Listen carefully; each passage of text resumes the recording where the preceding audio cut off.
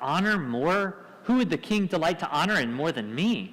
And Haman says to the king, for the man whom the king delights to honor, let royal robes be brought, which the king has worn, and the horse that the king has ridden, and on whose head a royal crown is set. And let the robes and the horse be handed over to one of the king's most noble officials.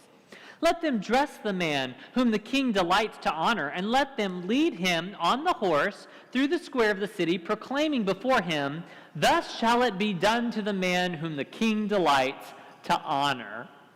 Okay, can you believe this? The king can't sleep.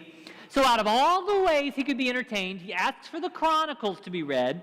Out of all the volumes of the Chronicles, it just happens to grab the one mentioning Mordecai, who strangely has not been rewarded yet for discovering the coup to kill the king. And this is what I love. Just as Haman, remember Haman, what he had done earlier? He had maliciously gone to the king earlier by saying, there was an entire people dispersed through the kingdom who were being disobedient to the king and causing trouble, that he would take care of, that Haman would take care of this problem for the king by paying off some other men who would then in turn take the money and invest in the kingdom. All the while never mentioning it was Mordecai, a Jew. We've seen this king be many times. And he says, hey, Haman, what should be done to the man whom the king delights to honor? And of course the king is thinking about Mordecai for saving his life. And Haman is thinking, he's talking about me. It's going to be great. So Haman is so proud, he's so full of ego, immediately thinks the king is talking about him. So he says, bring out the royal robes worn by the king. Bring the king's horse. Bring the royal crown. Have a parade of honor. In fact, Haman is essentially saying, make me king. And then, I know, it's funny, Katie. It's so funny.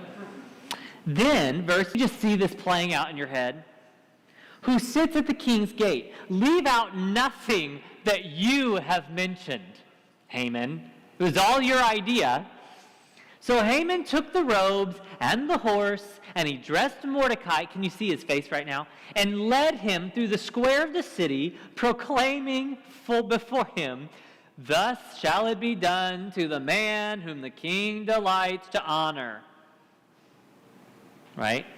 Then Mordecai returned to the king's gate. But Haman hurried to his house, mourning, and with his head covered.